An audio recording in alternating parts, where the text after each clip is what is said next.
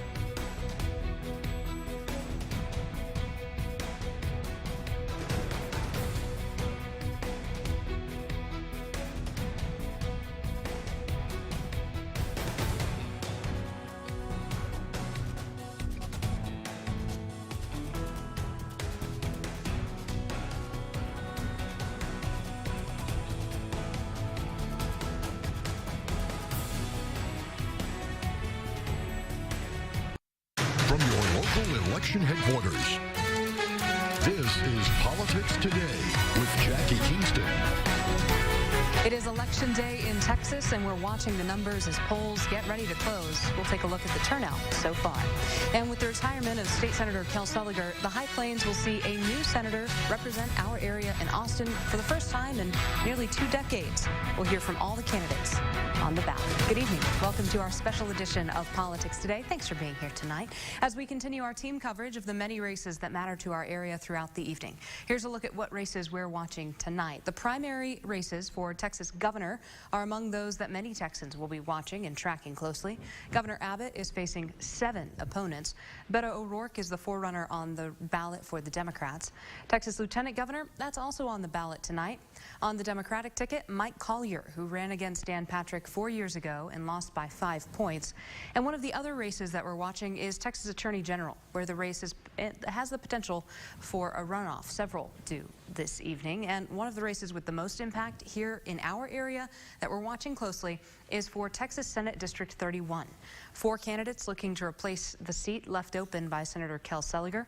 Kevin Sparks, a businessman who works in oil and gas in Midland, who's endorsed by former President Donald Trump. Tim Reed is the athletic director at Ascension Academy here in Amarillo. He's a former FBI agent. Stormy Bradley is a business owner and nurse from Big Spring. Jesse Quackenbush is an Amarillo lawyer, all seeking that state Senate seat. Election day well underway. Polls will be closing soon. Politics Today's Kaylee Green has the latest on voter turnout today. Joining us now live from the Randall County Annex with details on the day. Kaylee, good evening. How is Election Day shaping up as polls prepare to close? Well, Jackie, good evening. Turnout is really right on track so far, both in Potter and Randall counties. Typically, elections officials say about half of people vote early and the other half vote on Election Day. That trend is mostly holding true today. In Potter County Elections Administrator Malin Huntley says, as of just before 6 o'clock, more than 3,700 people voted today, nearing the number who voted early in person and more than 4,200. In Randall County Elections Administrator Shannon Lackey says nearly 7,000 people have voted already today, compared to 9,400 who voted early, and there's still a little bit of time to cast your vote.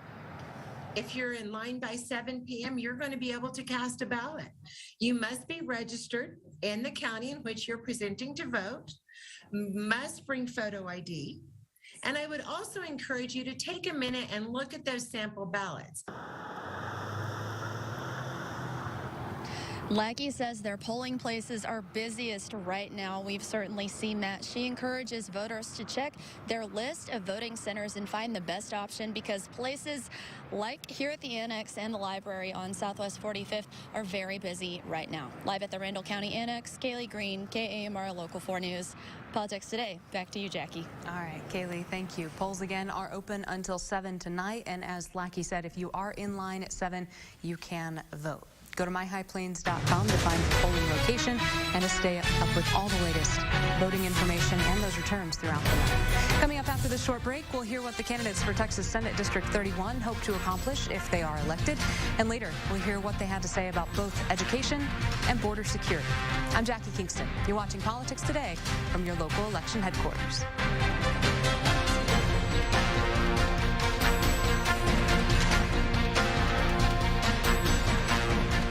How do we make your class?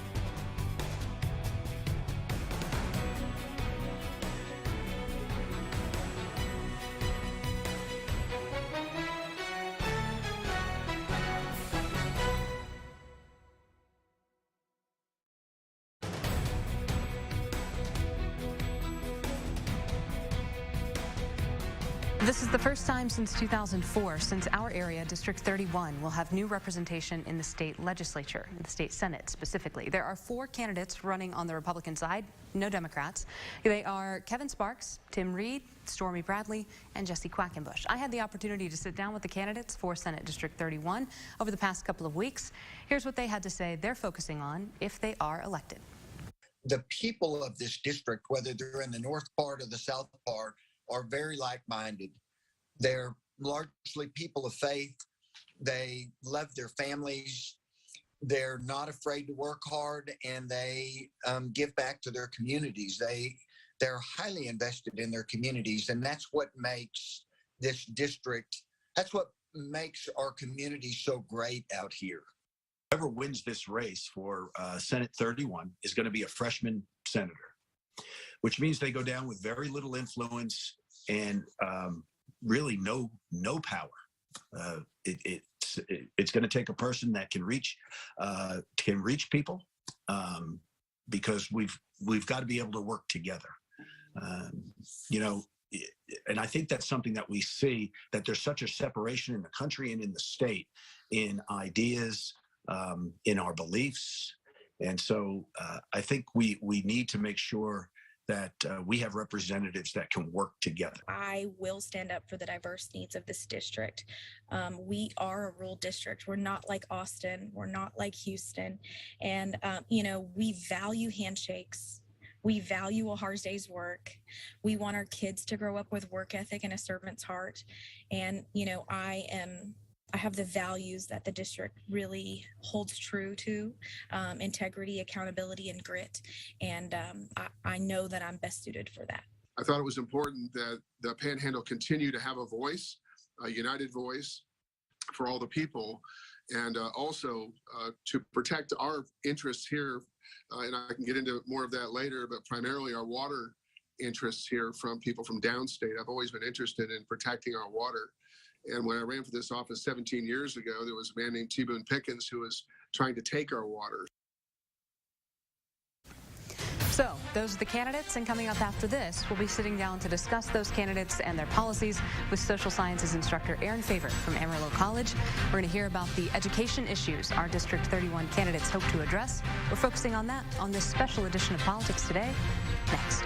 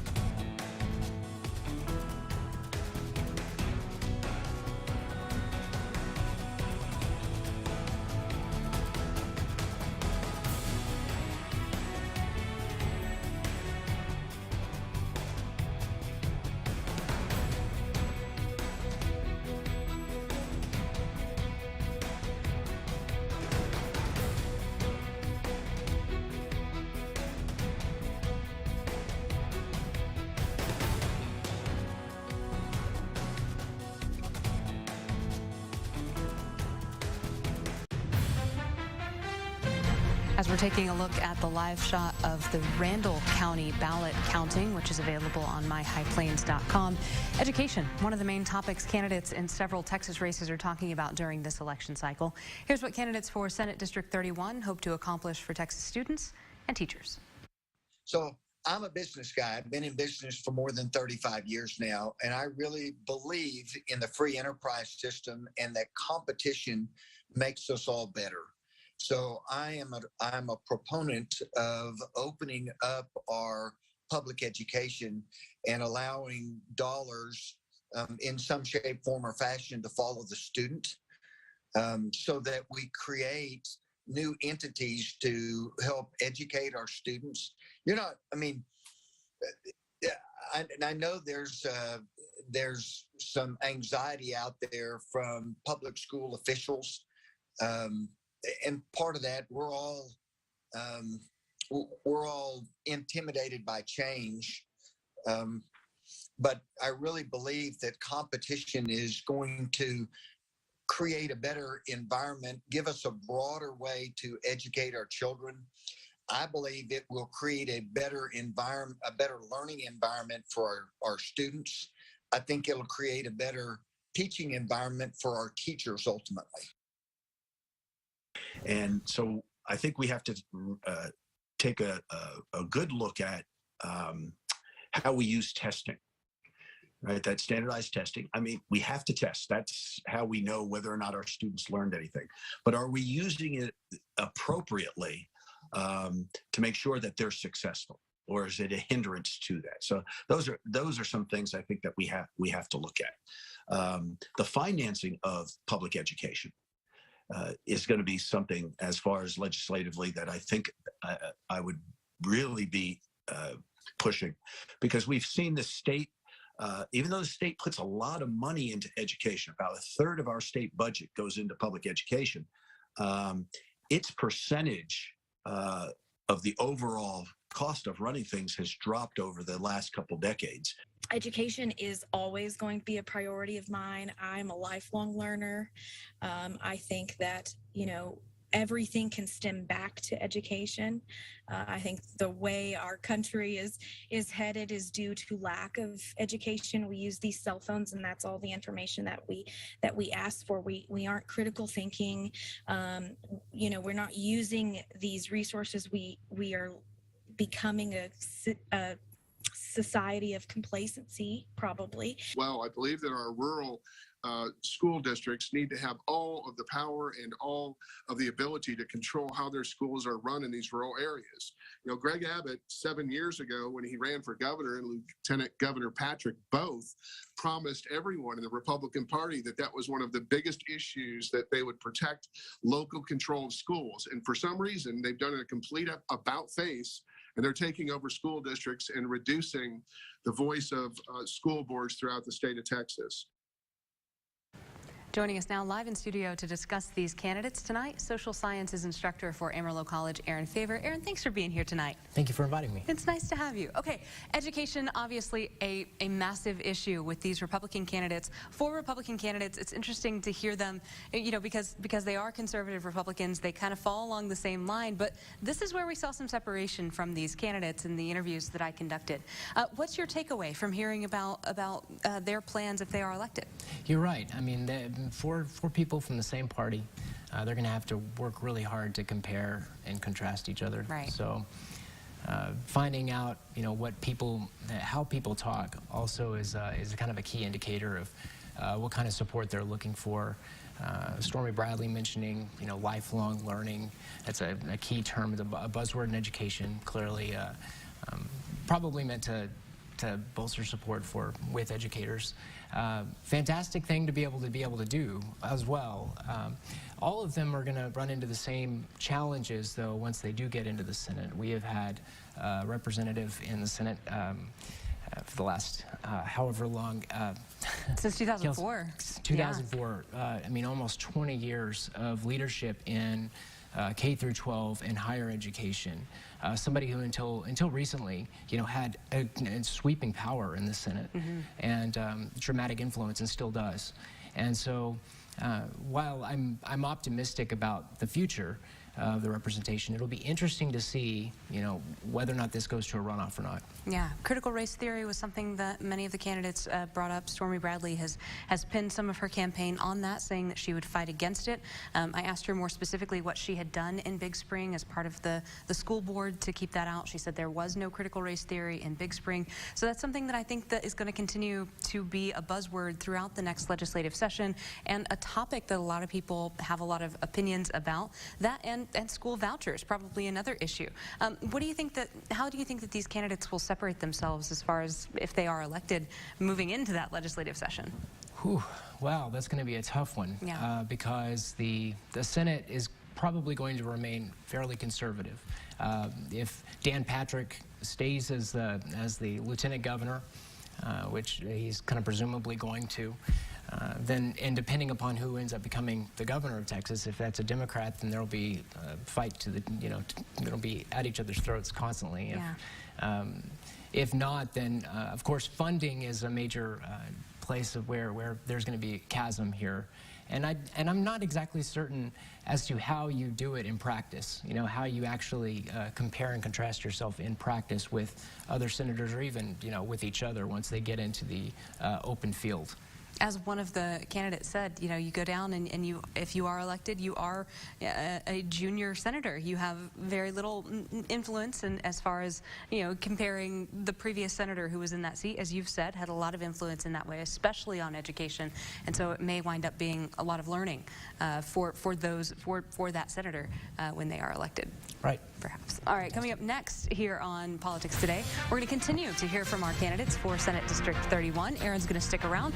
Much more to talk about here. We're talking about border security next.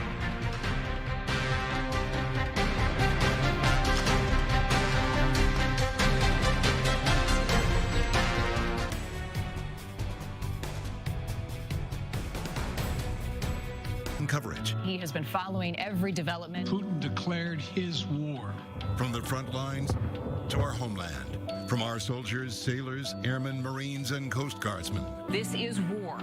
Make no mistake about it. To our families and communities here at home. News Nation is news for all America. And that means news for all Americans, abroad and here at home. Stay tuned to News Nation.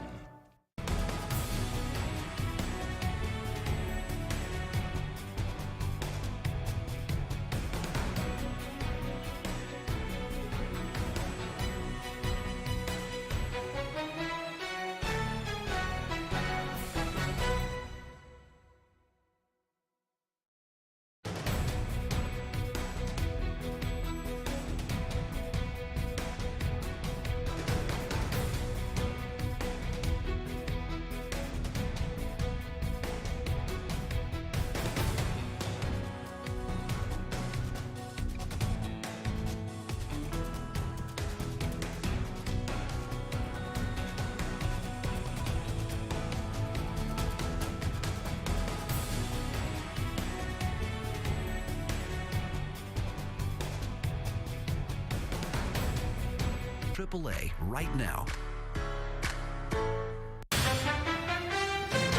Another hot topic among Texas candidates and voters for years is border security. Here's what candidates for Senate District 31 hope to accomplish on the Texas border if they're elected.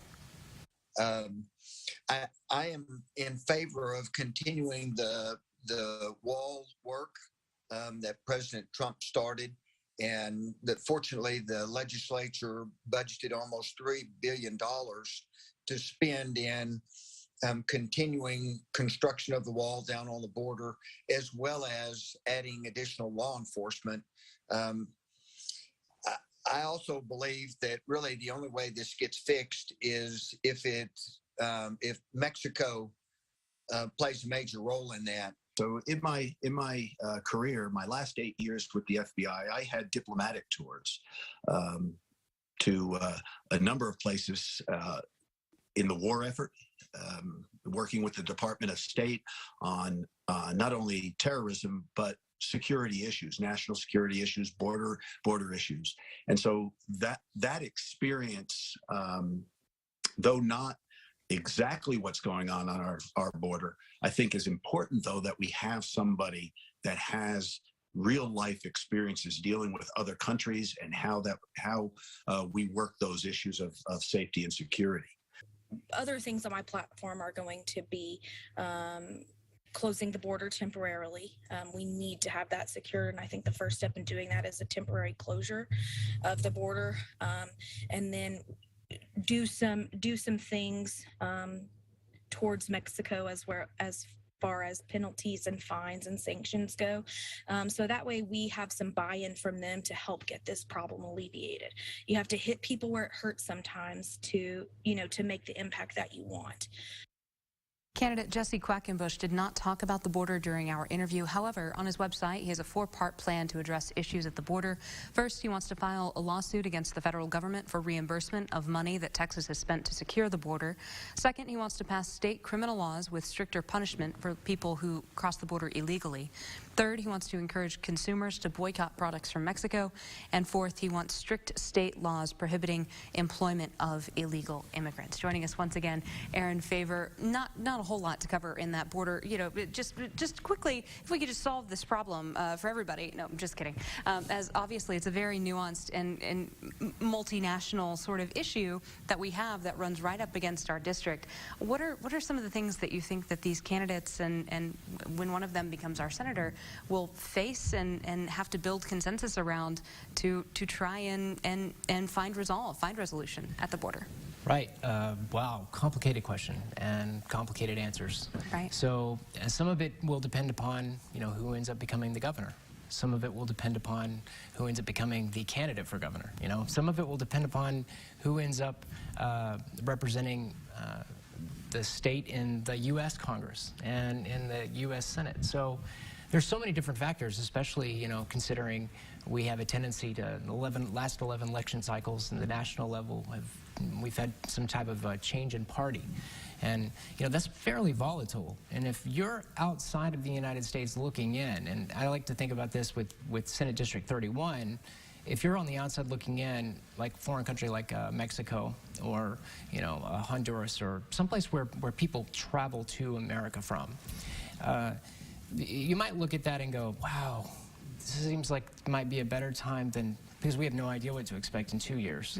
And for a country dealing with us, it's equally difficult because there is so much volatility in the issues. And so, I think that there's a lot of truth to what Mr. Reed was saying with regard to experience with foreign countries, in the sense that you can kind of empathize with what they may be dealing with and struggling with on their end of the decision-making process of the policy making. So all the candidates probably will have some type of strength or another, but it's a complicated issue.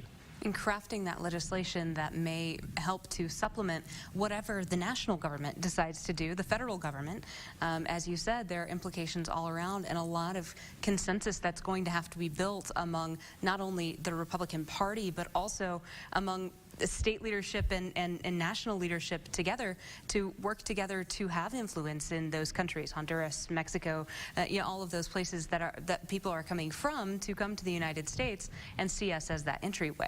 Absolutely. And you're talking about vastly different, a chasm in policy when one candidate for governor is wanting to introduce troops under Article 10, Article 1, Section 10 of the Constitution, and that exception of invasion and calling it an invasion rather than, border crossings illegally. The terminology really does matter, especially when you look at, the difference between somebody like Beto O'Rourke and them closing the border and all those different things, as you indicated. As you said, a complicated issue, a nuanced issue, and this is a very consequential decision as to who becomes our senator for District 31. Aaron Favor, thank you for being here today. Thanks for being with me on this show. I know you'll be with us in our digital studio later on this evening, but we always appreciate your insight. Sure, always a pleasure. We'll wrap things up right after this.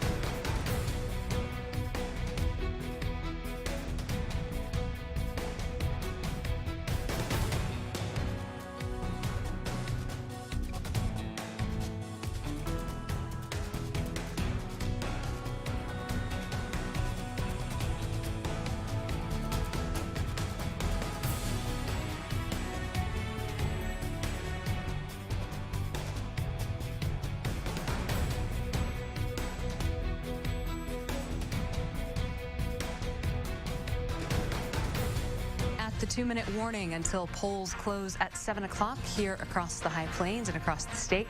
Thank you for tuning in to this special edition of Politics Today. Throughout the night, we will have numbers running on our crawl here at the bottom of your screen and on our website, myhighplains.com. Follow along with us on social media. We'll be reporting the latest there as well. And of course, back here, KAMR Local 4 News at 10 after the State of the Union. A busy night. Thanks for being here. We'll see you throughout the evening.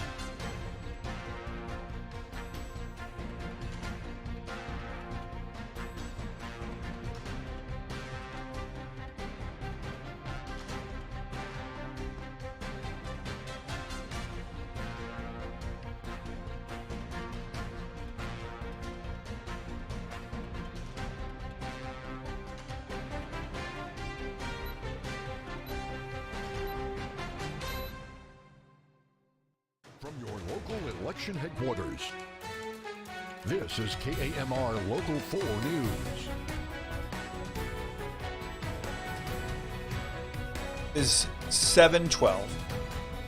All the ballots are there, everything is secured. There is no more voting going on unless there was a line. If you were in line prior to 7 and you haven't voted yet, they've got to let you get that done. But for the most part, our election coverage is beginning now. We don't have any results coming back just yet, but we will soon enough. I want to bring in Aaron Favor. I always feel like we once we get you in the studio with Politics Today, you were in there, and now we've got you in OBS studio. We're going to try to keep you as long as possible, but if you've got to go, we understand. We never let him leave. Do I? We never let him leave. So, Aaron, let's talk about the midterms, and let's start with the governor's race. I think this is interesting in that a governor who is, for the most part, pretty popular in the state had so many people run against him in that Republican primary. Was that a shock? After we saw what happened during the COVID pandemic and in 2020, there were so many unpopular things that were going on. It was almost like you really didn't have to do anything to be unpopular at one point or another, and that would somehow become popular later. And those ebbs and flows with the issues during 2020 and 2021 regarding businesses and the closure of businesses. I know that we felt the shocks of that, and we both know lots of folks that were deeply impacted by those things. Unfortunately, though, for the governor, I mean, he was the guy that did have to be making those decisions and making those calls. Some of them weren't easy. And so I'm not really surprised that so many people are running against him, because if they think they can win, they're probably going to run. If they think they can raise the money, they're probably going to run. If they think they can militarize the border more, they're going to try to do that. It's going to be interesting to watch it play out through November. Yeah, I think that was interesting. I think watching as I began to get all of I'm on all the list, right? I get the phone calls, I get the text messages, I get all the stuff in the mail. And I felt like almost every single one was the same. It didn't matter what the race was. As I was getting this Republican mail in, I would start to notice that all of the talking points were even in the same race with different candidates, I was getting the same message, which it's hard to distinguish yourself, especially in a packed primary like the governor's race. I mean, there's a lot. So it's hard for those to stand out. Who do you think in terms of, because we don't have any election results to share with you just yet. Well, yeah, we do. As we just take a look at that, Governor Abbott, I don't think it's any surprise that he jumped up and jumped out early on. I was going to ask who you thought in terms of those primary challengers who had the best shot at trying to at least kind of dig into his lead a little bit. Wow. Alan West was someone who early I thought had a good chance of making some type of a challenge from the far right. It ends up that, I guess not surprising, and I'm curious to see what the final count will be, just how effective Huffins was able to be. And this is just, again, the numbers that we're going to be showing you, they are just literally coming in. There's only 3% of the precincts reporting across the state of Texas. This has a long way to go. But you sit there and you look at Greg Abbott getting out, and he has 70% of the vote. I mean, you have a packed field of people running for governor, and Governor Abbott there with 70%. If we go now to the Democratic board there for state of Texas, there was one name, and it wasn't even close in terms of the amount of press that they got. And so you look there, no surprise for you. I'm questioning whether 94% of the vote going to Beto O'Rourke or early, is that something that you kind of saw play out pretty easy? Yeah, I think we can probably say with some confidence that Beto O'Rourke is really the favorite here, just for the simple fact that he's able to raise the money, the capital. He's got the most name recognition. You really don't have to have done much research to know where he stands on certain issues, because he's talked about it so much as both a former Senate candidate and former candidate for President of the United States. I'm going to jump down now and take a look at the race for the Attorney General, looking specifically at the Republican side. This has been interesting to watch. We talked a little bit about this before we went on air tonight, in that you have Ken Paxton, who we see on cable news often. He has gotten the endorsement of former President Trump, yet he finds himself in a really hard battle here. Let's talk about that race. Yeah, the embattled Ken Paxton. He's a phenomenon in politics. Every now and then you find someone who is extremely controversial. Ken Paxton being someone who just was it up until recently, he was still under some federal indictment or under some type of it's either an for indictment a or financial investigation, crime. yeah. Back in the day in Collins County, and I think that was it Justin? What's that guy's name from UT from Austin? He was a law professor, Justin Nelson. Okay, I think that sounds right. They challenged him a couple of years ago. Yeah, he had the fairly comical ad about him stealing his pen. Yeah. Now there's certain things about that ad I think that would be effective in a lot of ways. If whether you're a Republican or a Democrat, it doesn't matter. I don't think as much as how much power you have as Attorney General to just kind of set policy by making statements. Right. You don't even sometimes you don't even recognize it as you setting a policy when you do make a statement. Kind of like in that sense, kind of like being a governor or president. They're kind of expected to follow through. So if we take a look at those early numbers, as you see those on your screen there, Ken Paxton with 47% of the vote, George P. Bush in second place with 25% of the vote. Again, that's only 1% of the precincts reporting. We could probably spend some time talking about George P. Bush in kind of the last of this political dynasty that we have seen for decades, and kind of he's the next one up. How good of a shot does he have here? It's hard to say. So early on. Once again, the Republicans are spread out, as you said, and it becomes more and more likely that someone like George P. Bush, although having an extraordinary amount of name recognition and all the history, and as you mentioned, the dynasty, there is really a lot to unpack in Texas. It's such a huge state with all the between the rural and the east of I-35 and west of I-35, right. and it seems like it's only deepening, right? So yeah, those even within the Republican Party, it seems like the right policies might feel like too far to the middle and not doable. Yeah, which is a real problem. It is a unique time, and I feel like, especially when you take, if we pull focus a little bit and we bring in a broader view of everything that's happening in the world right now. And I want to set the politics aside real quick because we don't have any updated numbers. I want to take a look at local races, but we have nothing to look at. I'm curious. I want to get your take in. We are watching this war unfold, Russia invading Ukraine. What kind of impact can that have on us here? We're watching, obviously, global markets and whatnot, but how is that going to trickle down into something that we can understand, and how is that going to affect us here? It's a great question.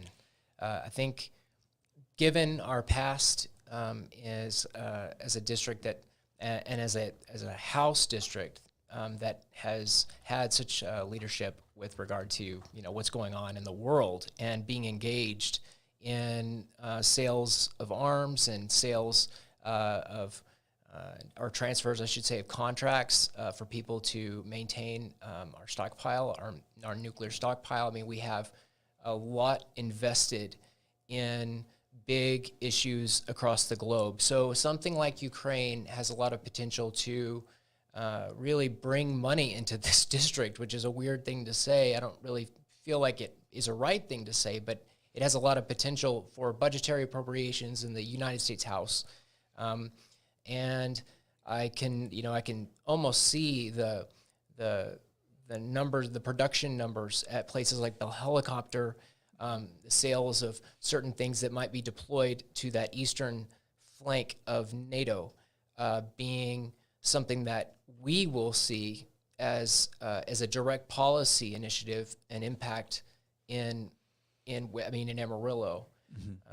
Beyond that, it's very difficult to determine what additional impacts there will be, second and third degree, the fourth wave being something that might come up in 2024, depending on how long this conflict goes on and how long the Russians choose to continue engaging, or whether or not they end up having a victory there in Kiev. And it's a lot to digest. I was thinking the same thing, because it seems like it has just been one wave after another in terms of dealing with wave after wave of COVID, dealing with what was a unique election the last time we had you in, of how all that played out and what we kind of watched. And then we get to January 6th and we see all of these images, and it has been a tough time. And watching this Ukraine, watching Ukraine, it's heartbreaking, and it will affect and impact everybody. This election has impacts. A lot of people, we talk about voter turnout a lot. A lot of people kind of sometimes decide to set these out, but we talk about the importance of getting out there and making your voice heard. Let's spend a little bit of time talking about the importance of these primaries. Well, oftentimes the primaries, number one, set the issues up, obviously, for what's going to go on in November. So many of the opposing parties, when they are doing their market research, focus on the opposition that happened during the primaries within their own race to kind of gauge support and who is, persuadable. And then, of course, the actual midterms themselves are oftentimes a playing field for just getting to see how issues play out, and at the level of not only the nation, but in 2024, when there is another general election, seeing how those different issues play in the public eye. So it is extraordinarily important to make your voice heard, because really all of those things are developing as we speak. Speaking of developing as we speak, while we were sitting here, Judd Baker just let me know that we're getting some early numbers in for Potter County. We have new numbers to share with you, and let's go ahead and take this full so that way we can take a look at them and we can see them ourselves. Where do we want to start with, Judd? I believe we're going to start with the race for Potter County Judge, if we can get that up on screen. Let's take a look at the race for Potter County Judge. Judge Nancy Tanner, she is the incumbent. She has been in that office for a while now. She did get a challenger this go around.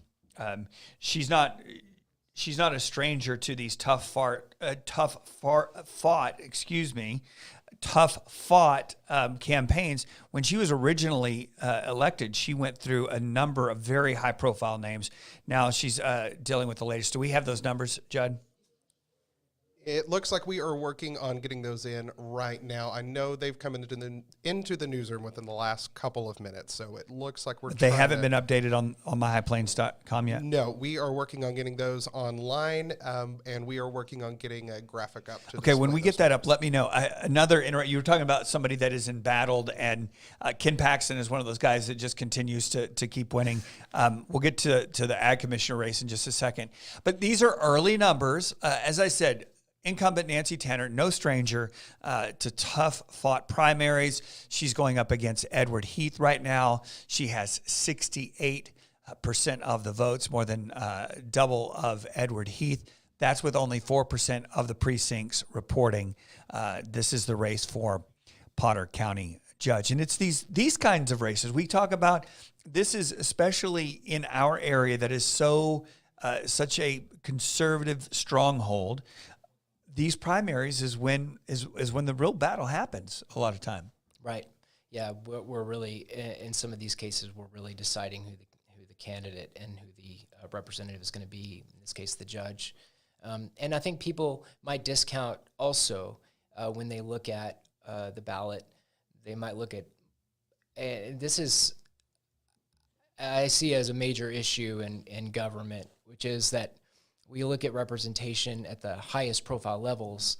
As you indicated a moment ago, the governors, the attorney generals, and the Ken Paxtons, and the people that make all of the news are oftentimes not the people who are the most impactful when at the local level and at the policy levels that actually affect us.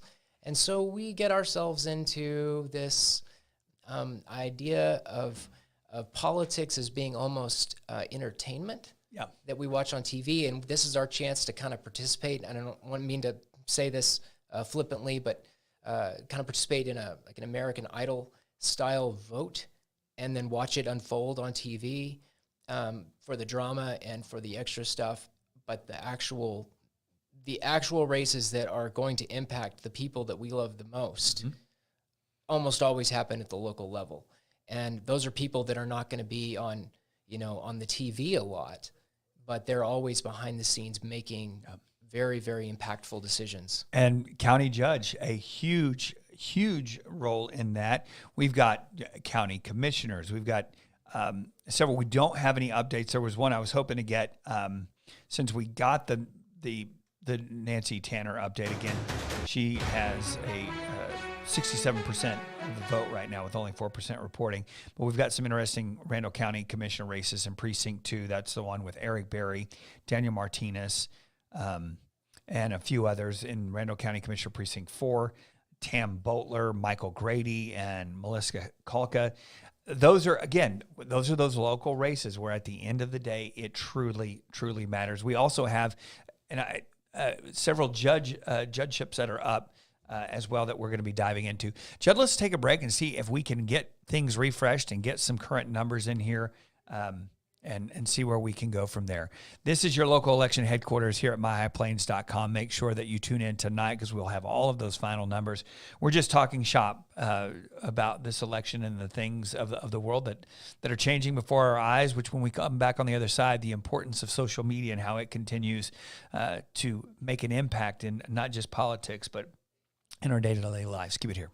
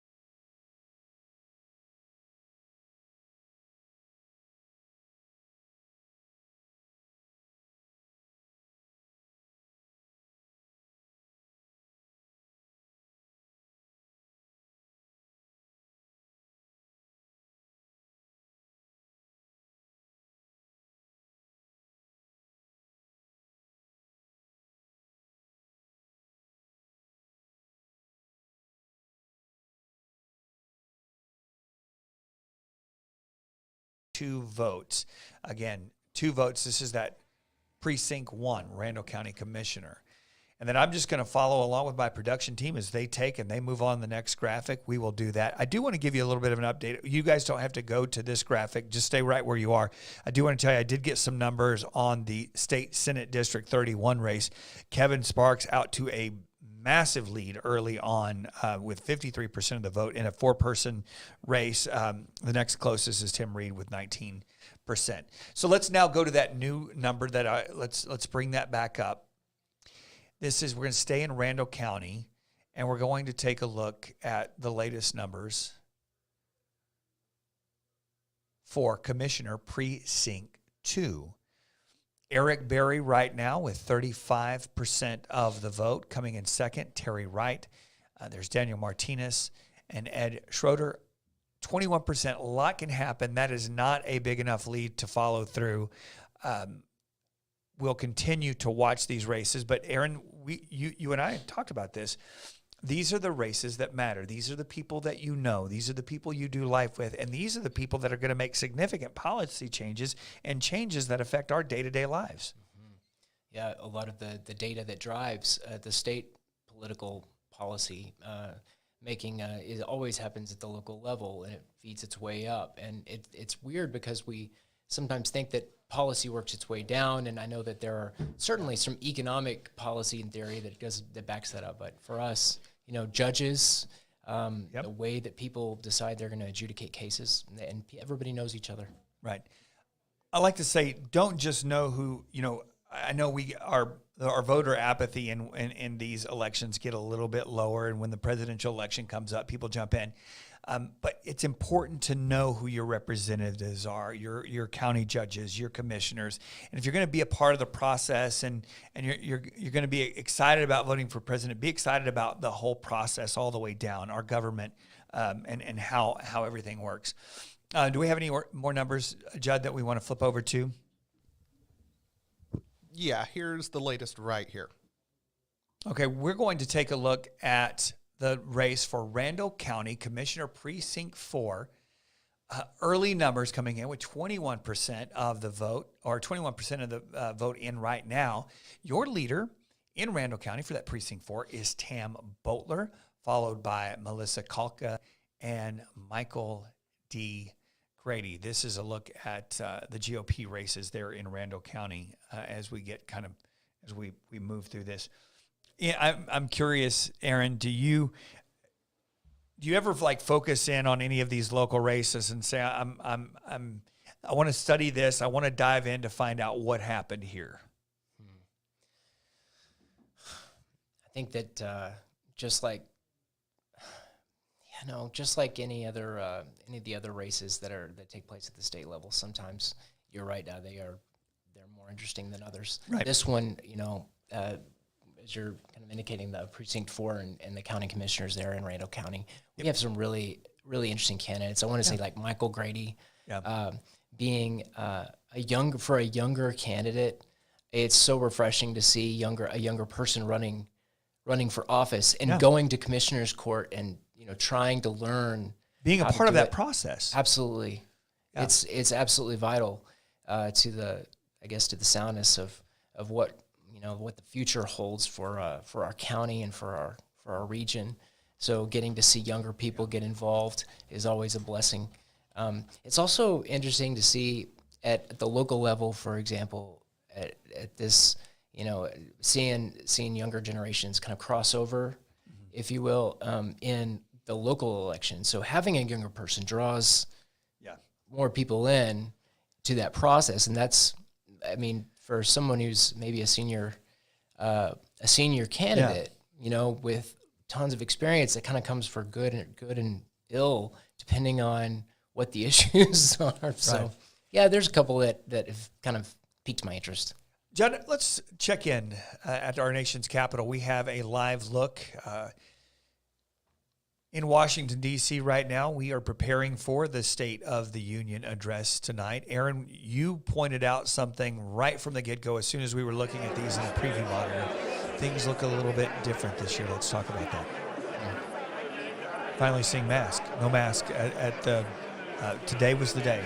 Yes, sir. It makes a big difference to see people without masks on. It's almost it's refreshing for a couple of reasons. Number one, it makes it feel like we can get back to a certain sense of normalcy there. Masks are as effective as they may be against preventing certain transmission. It's still not fully knowing all the extent of everything and all the science and everything, but at the same time, it does create a barrier. In fact, in the sense that you don't really know, the facial expressions do make a difference. And we're to this point where I think this is the part where, the vaccination rates were up, the transmission, the numbers started going down. A steep decline here in the Amarillo area and really across the country as we saw that last big Omicron spike, and it comes down, and I think people are just refreshed to take a big deep breath and to move forward. And that's what we are doing tonight as we move forward, looking at all of the results that continue to come in from across the High Plains. The number that I want to bring in, I want to take a look at the State Senate District 31. If my friends back in production can bring up this graphic. This is important. This is an important race because Kel Seliger has held that position, Aaron, since 2004. He was a mainstay for the Texas Panhandle, for the Midland Odessa region, for the entire district of 31. And for the first time, we are going to see a new representative a new senator from our area in Austin. Right, and Kel Seliger had so much influence in the committee system there, both in K through 12 and higher ed and a number of other issues. It was such a blessing to have him in positions of leadership there, and it's been complicated, and it will continue to get more complicated, I suppose, as we have somebody come in that's a freshman senator. A freshman senator, one who has been endorsed by Dan Patrick, and I think for a long time, this is not going to be breaking news, and that Kel Seliger a lot of times went against the grain when it came to policies that were important to Dan Patrick. I think that's well known. Some even called him a maverick there in the Texas Senate, and Kel was such an advocate for local educators. And he made a point there in Austin. So if we could look at these numbers, Kevin Sparks right now leading all candidates in that race with 53% of the vote. Tim Reed with 20.4% of the vote. Stormy Bradley with 17%. And Jesse Quackenbush, the attorney here in Amarillo, with just under 10% of the vote. We'll continue to follow that through. I'm watching all of the numbers as they come in, but this is only 5%. We're going to continue as we get closer to that 8 o'clock hour. We'll continue to get more numbers. Judd, I think this is a good time to give Aaron a break. We didn't order food from Bubba's 33 for just us. We've got some food for you. I figured that's at least way we could pay you for your time. We appreciate you, Aaron, and thank you for always being a willing participant, not just educating our viewers and our listeners, but educating us in this whole process. And so thank you for the conversation. It is, and I do want to let our viewers know really quick, we're getting word from our team in Midland that Sparks is going to be addressing the crowd here in about 15 to 30 minutes. Is what they are hearing. So we are going to check in with our Jack Kessler, who is down in Midland with the very latest on that when we come back.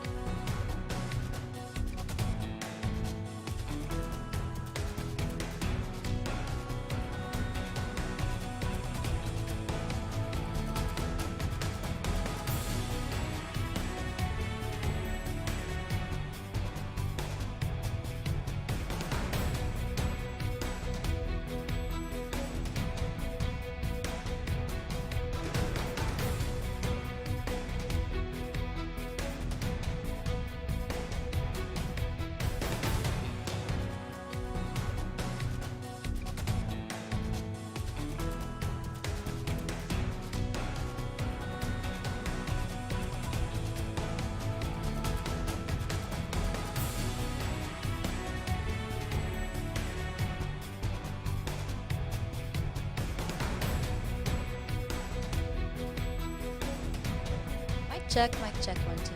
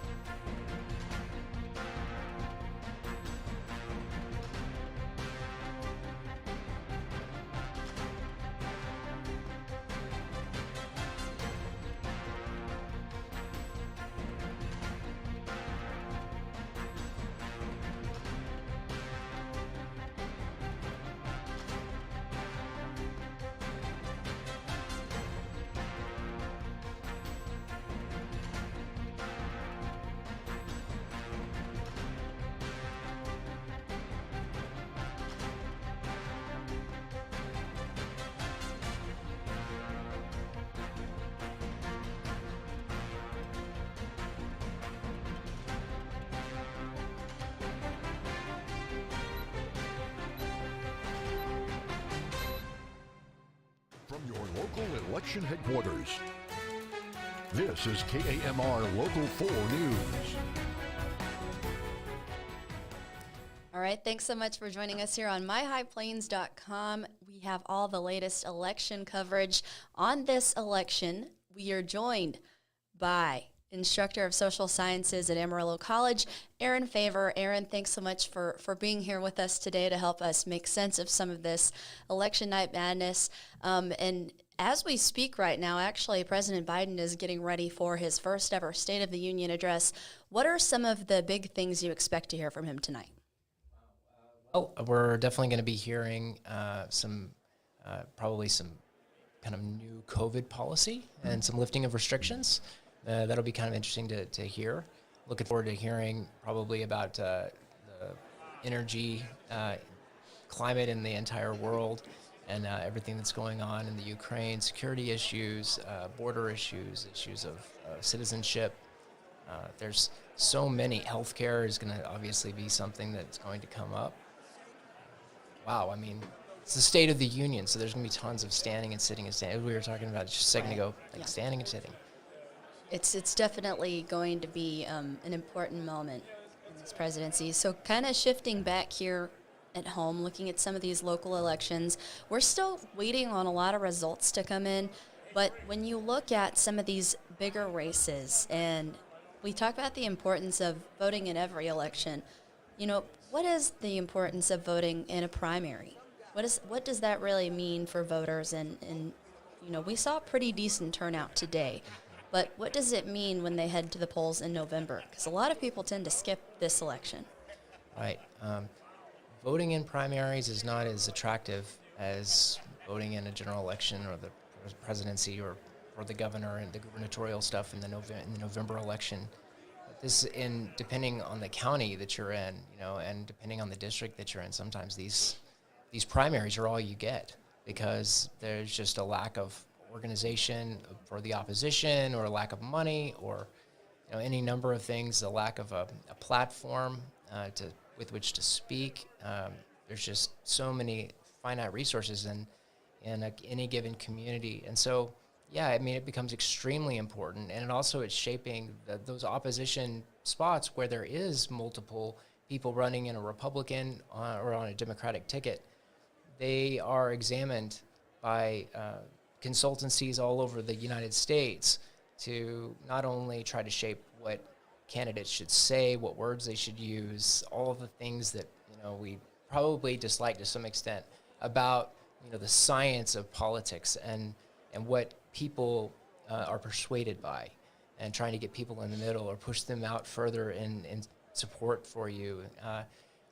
All of those things start really with the primaries. And so we're really seeing the 2024 election cycle begin. Whether we realize it or not, this is the beginning of the presidential election in 2024. The issues end up getting shaped at this level in the states, not just Texas, but all over the United States. And looking at election integrity in Texas, I know this has been a big issue, not necessarily because there wasn't integrity, but it's because a lot of people are really interested in this. They really care about, does my vote count? Is it being counted correctly, tabulated correctly? Where can I get proof? So we know that likely in the summer, Potter County is going to start with those hybrid voting machines that you still vote electronically, but it also gives you a paper record. So they keep those and then hand count those like they would if there are issues. You know, what is the value of changes like that come through Senate Bill 1 that do provide a little bit more transparency? Well, when there is a certain number of a certain generation that is a little bit older, as we're seeing, I mean, as we see right now, I mean, it's weird because when we're young and people are older than us, they're old. And then when we get old and they're still older than us, they're still old. It doesn't make any sense, does it? But it makes all the sense in the world at the same time. So for voting, you know, when you have something physical, and there are people that want physical, you know, and it's kind of like reading a book, and you can hold it versus reading a tablet. You know, there's a certain physical quality that definitely does impact behavior. And so if I can get a receipt and it's not emailed to me, but rather given to me, I might covet it. I might not, that's not the right word. I might want to keep it in a safe place or preserve it for my children. I know that sounds weird, but people are like that with stuff like this, especially whenever they think it's historic. And it's something that we've been doing since the beginning of time, probably, to some extent. We're still finding all kinds of political items from, you know, the days of Rome and Greece and the things that people left behind. So the digital tracking is not quite like that. I'm going to cut you all off just really quickly. President Biden expect to enter for his first State of the Union address.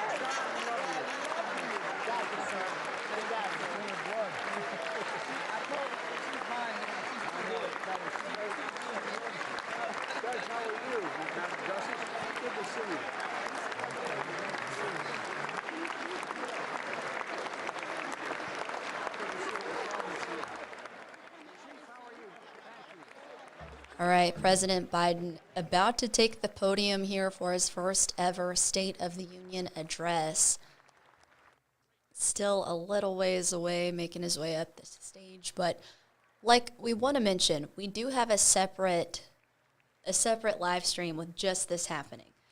So if local elections are not your thing right now, we have that live stream available as well. But, you know, while we do have Aaron Favor here, I wanted to talk a little bit. So election integrity is such a big issue facing Texas right now. We already mentioned, you know, that over time there will be that switch to the hybrid voting machines. But now we've also got, in counties, you know, that have 100,000 people, you've got live streams that, you know, we learned about yesterday, and Judd's able to even pull those up. I think the president's going to speak any moment, but it's just, there are lots of small changes here that are showing, here's, you know, the safety of our elections, here's exactly how we count them, just like we always have, but here's to show it in case you thought maybe we were doing something wrong. I mean, what's the value of that? It's kind of, I mean, what's the value of having security at your home where you can actually, you know, tune in and see while you're on a plane I mean, maybe it's incalculable in some ways if you don't trust the system. And there's a lot of, there's been so much distrust and mistrust and people wanting to throw tomatoes at each other over discrepancies here and there. And, you know, it's a major thing when I say that I'm not playing it down or, once again, trying to use flippant language. It's just, it really is one of those things, kind of like the ability to take a small piece of your vote with you. And whether it's to be treasured or it's whether it's to go and try to throw it at somebody's face later, it is something that is physical. And I can't get over the fact that that as the world becomes more digital and more, you know, while we're able to do this, we don't have to be like right there on top of people to be able to watch. We have a permanent record, you know, of everything. And while that's cool to have a permanent record of everything, maybe it means we should kind of calm down a little bit on the side of staying in people's ears constantly, because that permanent record isn't going anywhere. And I also understand that the value of it can go up or go down depending on the generation. Absolutely. And I kind of want to shift gears here. So looking at a local race, State Senate District 31, Kel Seliger holding that seat for quite a while now, will leave that vacant. When you look at the changes coming to that district in 2023, what will shape, I guess, what kind of changes can we expect in representation in the state legislature with a chunk of the Panhandle no longer being part of that state Senate district? Wow. Well, there's a certain amount of platitudes that have been paid over the years for the simple fact that, you know, so much of it has been included. And its exclusion, I'm not sure makes a lot of difference on the policy level, what people are going to support or what they're not going to support, but maybe on the way that they frame issues, and certainly the travel, you know, that's a major deal. But as it speaks to, like, for example, something that would be central to what was going on in Midland or something that's not, you know, what we consider to be like extremely local. And I think a little bit earlier we were talking about water and how how that is such a major issue for the Panhandle. That every single time that we end up getting into a conversation about water, it turns into some type of like conversation about, you know, the next 100 years, right? It's like the George Friedman type of thing, like what's going to happen here. And it's a little bit unsettling, but that's typically not what you hear out of the policymakers, even though that's like their primary job while they're there, is watching over natural resources, watching over making sure livestock have the rights that they need, making sure that the agrarian side of our economy has the things that it needs, that prices are stable, that they're not just moving up and down with such volatility that we just can't keep up with it, and it becomes very, very bad for people.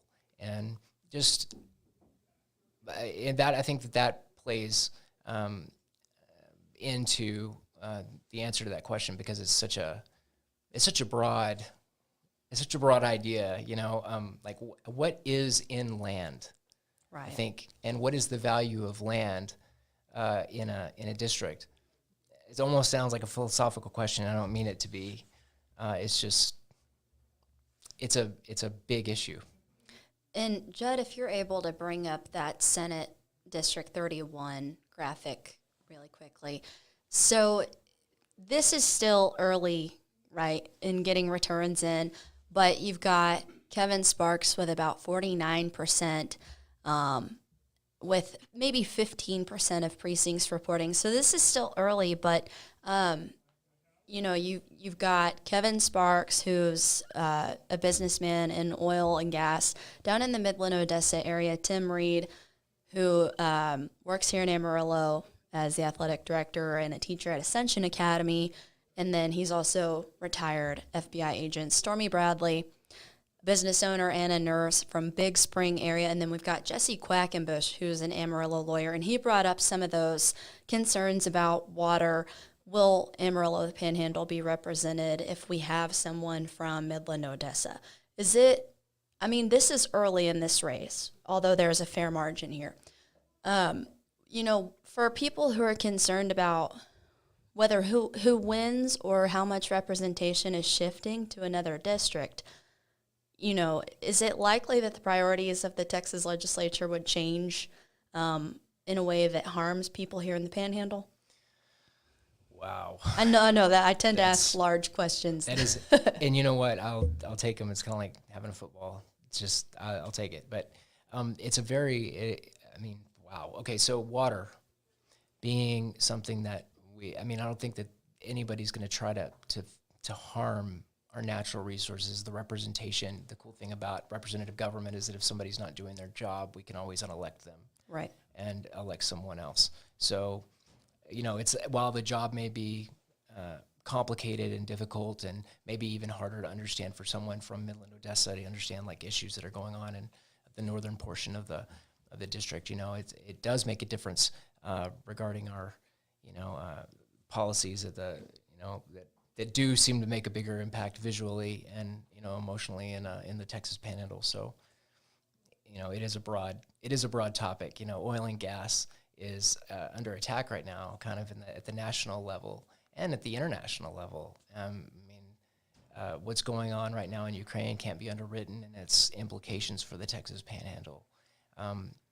The security implications for the Texas Panhandle and how our military and industrial base is capable of producing and ramping up production for an increase in demand in places like Europe for the first time in I don't know how long, maybe even post Cold War.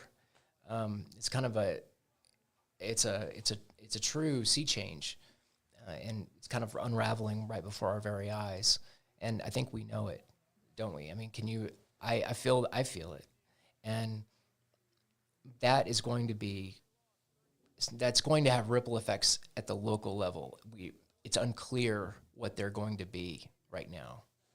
And, you know, as President Biden is speaking here in the State of the Union, I feel like it's a timely time, I guess, to reflect on the fact that the Panhandle and Texas do produce a lot of that energy. You know, when you look at refineries and, you know, that are based here in the Panhandle and across Texas, how much of that weight are, you know, not only Texans but Americans, the energy industry, going to have to overtake to try to make up for some of these issues? I mean, there's so many things that are just unknown about that issue, and it's a mystery. And I know that the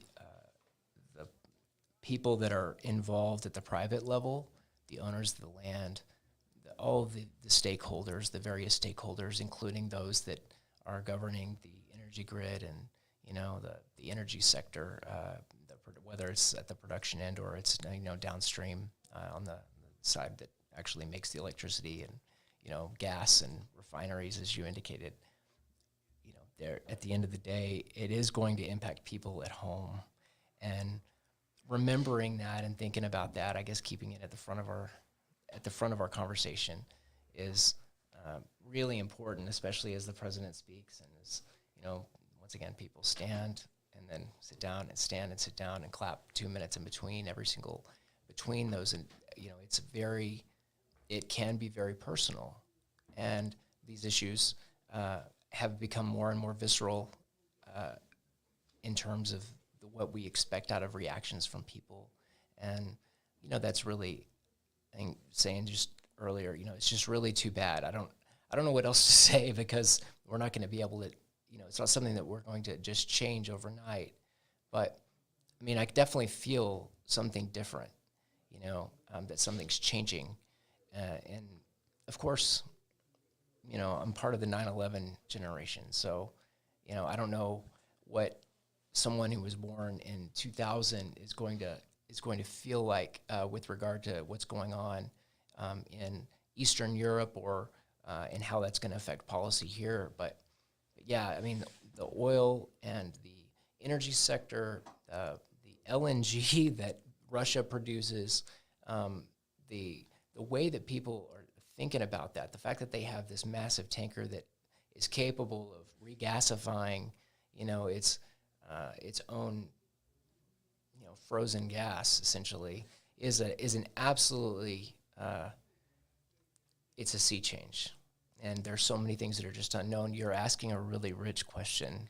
I tend to do that. So Aaron's here to talk with us about the March primary election, but as is true Kaylee fashion, I tend to cast a wide net and ask a lot of questions about a lot of things. So very rich question. Absolutely. So getting back to some of the races in this primary. So Judd's going to pull up some of our statewide races to take a look at, you know, how they're shaping up as results come in. We'll take a look at some new numbers here. So this is the race for governor on the Republican side. So we've got right now the incumbent Governor Greg Abbott with 69% of the vote at 23% of precincts reporting. Is anything about this race surprising to you right now? As we have it right now, no. Okay. No, not really. I mean, the opposition to Greg Abbott is not surprising, just given the nature of politics in the last couple of years has been very hard for people at the personal level and at the private business level. I mean, having to shut down businesses, bailing people out of local jail for going to work is not a typical job or a pardon, you know, is not a typical thing that you see out of a governor, because, you know, the policies that he's putting into place are essentially, you know, affecting people literally in the home. And that was a very difficult time for a lot of people, including many, many, many untold folks right here in the Panhandle. And so, no, it's not surprising the opposition within his own race or within his own party. But of course, it's going to end up shaping what happens whenever the Democratic side of the ticket kind of consolidates, and tomorrow morning, you know, we wake up and we know exactly what's going on and how the races are going to kind of start to come out. Let's go ahead and look at the Democratic side of this race for governor. I'll give Judd a second here to pull any graphics up. He's really like doing it all back here. So on the Democratic side in the race for Texas governor, we've got Beto O'Rourke with 92% of that vote, with 22% of precincts reporting, which that's not a lot of the vote in, but it's a really big portion of the vote that is in. So when you look at a margin like this early in the night, what does that typically mean? Well, I mean, once again, not a big surprise, but it definitely is an indicator of just the number of supporters that Beto O'Rourke is able to pull in, name recognition alone, in districts where, you know, you might have a small number of people voting for, you know, on the Democrat ticket. They may not recognize many of the names that are challenging Beto O'Rourke, just for the simple fact that, you know, they may not have the money to get any word out to some of those places. So yeah, I mean, 22% in may not be a extraordinarily significant number of the overall, but as you say, like the 92%, when you score 92% on anything, it's kind of like a win. I'll take it if I'm the person. And I think that, you know, it's not surprising at all, given how much money he's already raised, how much money he's already spent, how much name recognition and all the issues he's already so polished on so many of these things, for the simple fact that he was, you know, running for a Senate seat here, challenging one of the more craftier of all the people in the Senate, one of the most more articulate senators, if not one of the best lawyers that is in the Senate currently. I mean, and that's saying a lot, because someone like, you know, Beto O'Rourke is definitely going to sharpen up to battle someone like that. And then, of course, moving from that straight into being a presidential candidate, even if green, a little bit green for that, you know, and know that that not a reference to Kaylee Green. Not right. Right. A little green for that, though. It doesn't really matter because the name recognition is still out there. And certainly we're not writing any of these other candidates off so early in the night, but it will be very interesting to see how that race shapes up in November, which I think that'll be the case for a lot of these races. Let's take a look at some more statewide races as numbers start to come in. So you can go ahead and look at Lieutenant Governor. Judd's able to pull that. I do want to bring up, a quick note of what President Biden has just announced in his State of the Union address. This is coming from one of our colleagues in the aviation news field. President Biden saying tonight that he will be announcing that we're joining our allies in closing off American airspace to all Russian flights, further isolating Russia and adding an additional squeeze on their economy. That is the words of the president. So continuing with sanctions and further pressure from across the globe on Russia as a result of their invasion of Ukraine.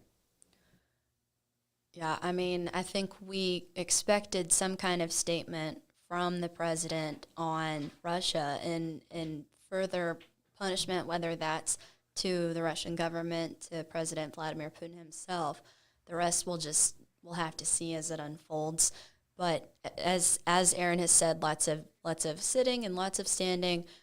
These remarks could go on for quite a while tonight. So, Judd, thank you for that. That's going to be really important information in the next few days as that Russian invasion of Ukraine continues. So switching gears very quickly back to the March primary here in Texas. This is the race for Lieutenant Governor on the Republican side. So right now, the incumbent Dan Patrick with 78% of the vote with 9% in. So like you said, not... Okay. I've just been handed a news bulletin by Judd Baker. What is this from, Judd? That would be from our colleagues at KXAN and AP. So, yes, we are now seeing that Governor Abbott and Beto O'Rourke are winning their nominations in the governor primary. So they will face each other in November. That's coming from KXAN in Austin. So I think we'll probably, Judd, did you say that Governor Abbott will speak tonight?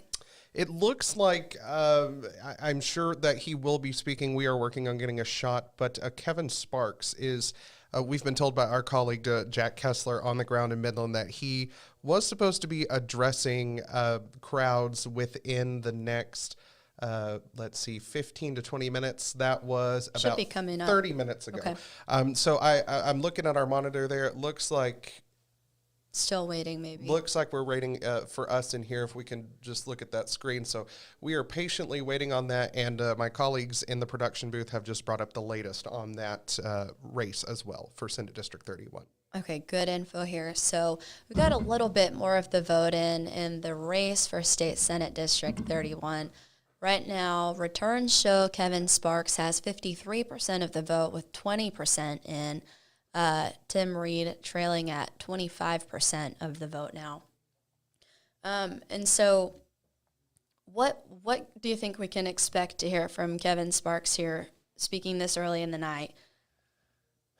I don't know. Not that it's early to have 20% in, but... Right. I mean, what in the world?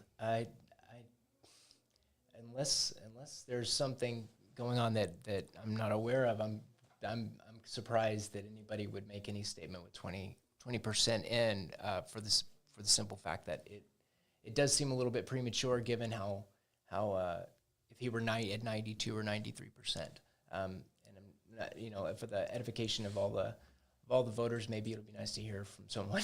On the other hand, if he drops below 50% on anything, he's going to be in some trouble because there's going to be a runoff of some sort. So we can, while we're waiting there for Jack Kessler and our crew there in Midland to hear from him, let's not necessarily talking about a runoff happening in this race, but the potential for a runoff in any of these races and how it's triggered. So I know that some people might not know exactly what triggers a runoff, but you've got to have 50% plus one vote to avoid a runoff. So kind of talk to us about how runoffs can change these local races before we get to November? Okay, so just a basic political strategy for taking down an incumbent, and of course, because this race doesn't have an incumbent running in it, a runoff would look a little bit different. But when you're targeting someone who's already running, or someone who is just got all the attention from, as we saw in maybe the Texas District 13 runoff, that Right. it allows you to kind of consolidate and even the playing field, because essentially any individual that is running against the most popular candidate sometimes will get behind, the candidate that just beat them by 2 points or something, So if that is something that happens, then they can consolidate those votes, and it can turn a race inside out. And we'll see probably another vote of some sort near the summertime. I don't know exactly when that would be, but typically it's like a couple of months, 2 or 3 more months to be able to campaign. So, man, it can really make or break a candidate. You bring up such a good point. When we think back to the race for Texas District 13, in the initial primary, Ronnie Jackson actually didn't have the lead at the end of that, but getting the endorsement from former President Donald Trump seemed to really up his popularity on top of being well known. But in this particular race for Texas State Senate District 31, Kevin Sparks already has that Trump endorsement. So is that maybe the difference right now? It's hard to say without knowing some of the internal numbers that they've been digging up and paid for. At once again, the consultant level information is so expensive to get, but vital to understanding whether or not you have a shot. And being Trump endorsed still means something. It is a part of the country that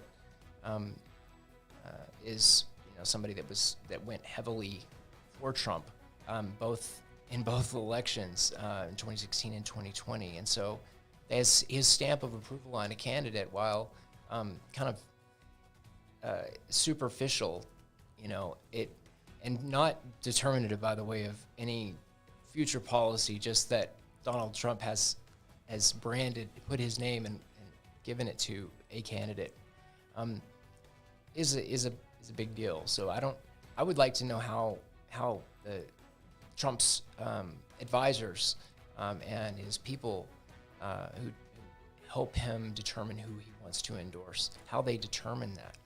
That would be an interesting thing to know. Yeah, it absolutely would, especially moving forward, to see, how the former president still shapes even some of these more local races, state legislature races. So Judd's kind of scrolling through some of these races, looking at the latest. In the race for District 88, Ken King has 61% of the vote with 15% in. Him being the incumbent, that's pretty typical for a race at this point, but it's still early in the night. Looking at some other races here, like we said, that number is a little bit higher now, 24% of the vote in on the race for governor on the Democratic side. And important to note still that the Associated Press is, even with 24% of the vote in, is calling that race for Beto. Now in the race for lieutenant governor on the Democratic side, Mike Collier with 46% of the vote and 13% of precincts reporting. So, Aaron, let's talk a little bit. We already have talked about election integrity.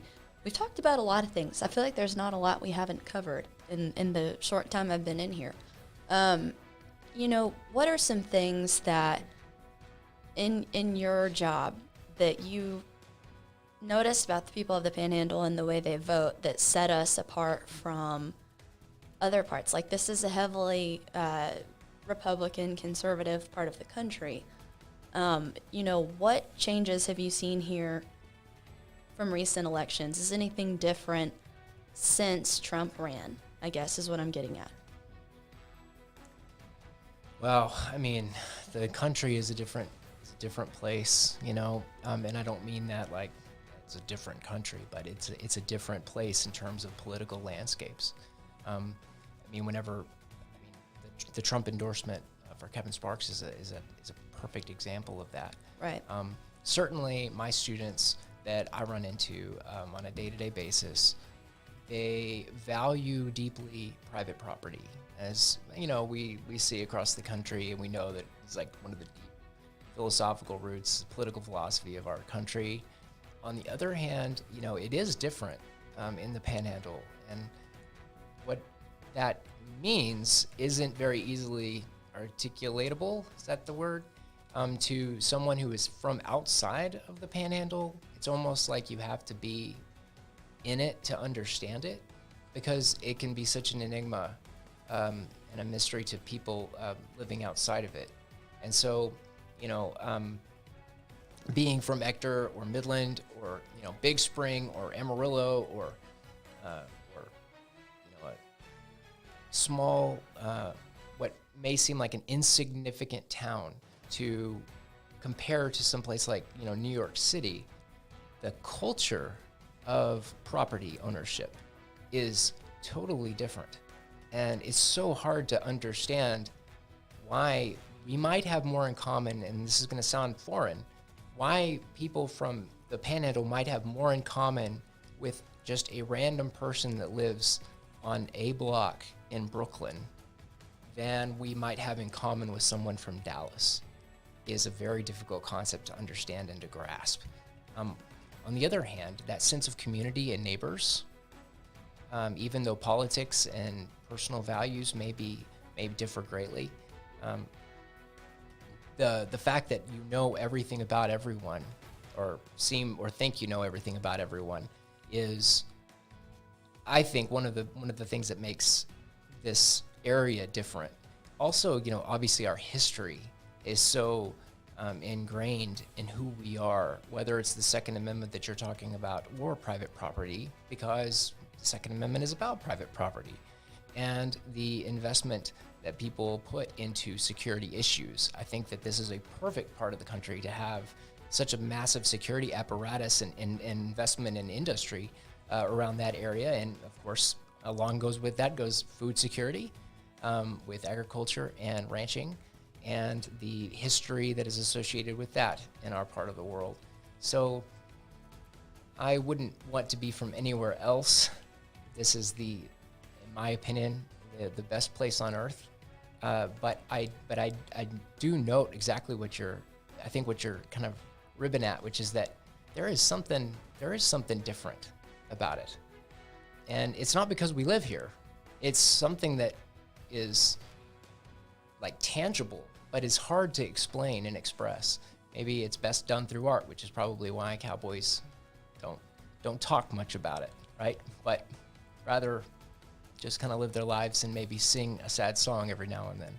So I don't know. I mean, it's one of those things. So I don't know that's a really complete answer to your question, because it's a very broad question. Rich question. Absolutely. And so kind of you talking about the people of the Panhandle, High Plains, you know, we look back at times when, you know, it's been up to the people of the Panhandle to take care of the Panhandle. Do you still kind of feel that sense of concern when it comes to a change in representation, or really even a change in the districting and the maps, that maybe we're going to have to look out for ourselves up here? Not me saying that, but I've sensed that among some people that I've interviewed. I guess, for instance, in the 90s, whenever the state legislature and representatives up here helped keep the Panhandle off of the Texas grid, for instance. Right. When you look at things like that, you know, is the Panhandle actually on its own up here, or how much is it a part of the state of Texas, and how much weight does our voice carry in the state legislature? We've had so many that's a great question, because we have so much outside influence from the Panhandle. You know, we always consider them to be outsiders. They're still Texans, you know, but they're from a different part of this vast state that covers so many different levels of political dimension. And that's why everybody's watching what happens in Texas. Democrats and Republicans alike have deep investments here, regardless, because of the massive resources in a place like the Panhandle. You know, I think we are on our own out here, but I'm from here. So right. That being said, a representative going into the Senate and, the relationship with the lieutenant governor is going to be a key question there, going into the Senate seat, and who ends up taking that and who has put money into their coffers is something that's of deep interest to folks around here, for the simple fact that, we don't want people east of I-35 telling us what our culture should be. And I know that it sounds like, that's a monolithic statement about, east of I-35. It's just the way that people discuss it, right? Like the urban triangle, and it's just another one of those really deep questions that at the same time has, seriously deep policy implications for anyone wanting to represent this part of the country, because they have their work cut out for them in terms of bridging interests. And by the way, it might not be as difficult as we think if the right personality were to slide in. So, they might end up finding out that, it was the right time, the right person at the right moment, and finding out that, it was something that was meant to be. But I've almost giggled a little bit about what you said. You just wouldn't know the Panhandle unless you really lived here. And so me also being local, it's just a little bit of a hat tip. That's just absolutely true. Judd's been rolling on some of these other local races. A lot of these, we're still not seeing any results come in, which is not totally odd this time of the night on election night.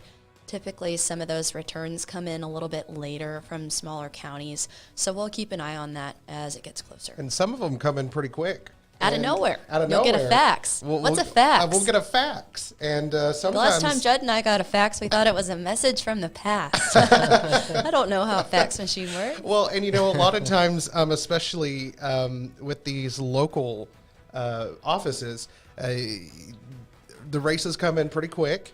They get the results pretty quick, and they're packed up out of the office and gone home to bed before we can even get to them. They're lucky right now. Yeah, how does they're that counting feel to races. get to go That's not an easy job. But so some of those smaller races are kind of trickling in. We see some results from Palmer County now. Judd, do you have any idea which counties we're still lacking information from? If we're being honest here, probably quite a few. And while we're on it, I do want to take a note here. We are getting back into Potter. Yes, this one, Nancy Tanner still leading the way here, 8%. Looks like we're still on early returns from Potter County right now, leading 70% of that vote right now. And so, some more of these local races in the race for Randall County Commissioner Precinct 1. Right now, that's, tied 50-50 with 21% of the vote in. So some of these really might come down to the wire until we get more of these returns in. But, Judd is going to be in here for a while longer talking about this stuff. And, of course... I feel like Steve Kornacki, honestly. You're missing the khaki pants in front of the big wall, but we do appreciate it nonetheless. I do want to give an update really quick. Our crew on the scene in Midland for Kevin Sparks, his team pushing back that time that he was getting ready to speak for just a little bit. His consultants, his people are consulting with Austin rather, waiting for a little more results before he takes the stage to speak to his supporters. In which, Aaron mentioned that did seem a bit early, so a call there to kind of pull back and see a little bit more that happens as the night goes on and more returns come in. Some more results here. And some of these are, signs we've been seeing around town, names you've seen a lot of, political signs for. A lot of these, not so much. A lot of these, maybe I haven't seen people's names up around town by the polling places. But certainly an interesting primary. I guess to me, all elections are pretty interesting, and to you as well. So, Aaron, before I get out of here and you talk to Jackie or whoever is up next, kind of what impressions do you take away from early tonight as we really start to move on, wrap up this phase of the primary if there are no runoffs, and look forward to November? It seems that everybody's got an opinion on what needs to be done at the border. I mean, that is an early indicator of what's going to be talked about after tonight. Clearly, education is something that people care very, very deeply about, and is something that the funding for is going to command a lot of attention and debate. And I look forward to hearing, of course, the continuing conversation that's going to go on regarding things like, the naturalization of citizenry and things like that in the state of Texas. And also, there's probably going to be some discussion about bringing in refugees from the Ukraine situation. Once again, that is going to be I'm going to try to predict that it's going to continue to be a rising tide in American politics. While President Biden continues to speak, I'm sure that he is right now shaping, as the president has the power to do, shaping policy with words and agendas with words. So we'll see what happens, but I think that's what I would be taking away from tonight. Once again, just large topics that are not easy to break down into bite-sized pieces. I feel like go from local all the way to Ukraine. It's like all in the same conversation. Well, it's all connected, though, and kind of just to really bring that full circle, when you look at the importance of these local races, really on the local level, that affects you so much. And not that national politics don't, but when you look at the whole picture, every election matters and every vote matters. And I think we're really seeing that because we know that a lot of Texans really care about their vote. Yes, 100%. All right. Well, Aaron, I have enjoyed speaking here with you. I don't know if anybody else has. They're like, wow, she asks weird questions, I'm sure. No, they're deep questions. They're good questions. We so appreciate you being in here. I am going to send it back over to my good friend Judd Baker over there, who is the Steve Kornacki of KMR Local 4 News. I will gladly accept that title any day, Kaylee. You should. All right, we're actually going to take a quick break here, let Aaron go get a drink of water and a bite to eat, and we will catch you back up. Join us here in about 10 minutes. Kaylee, thank you for your work. I think you went through more than Andy. Hey. And Andy loves to talk. Andy and I both have that ADHD brain. We do what we do. All right, Kaylee Green, thanks. You. Stick with us. We will be right back here in a couple minutes.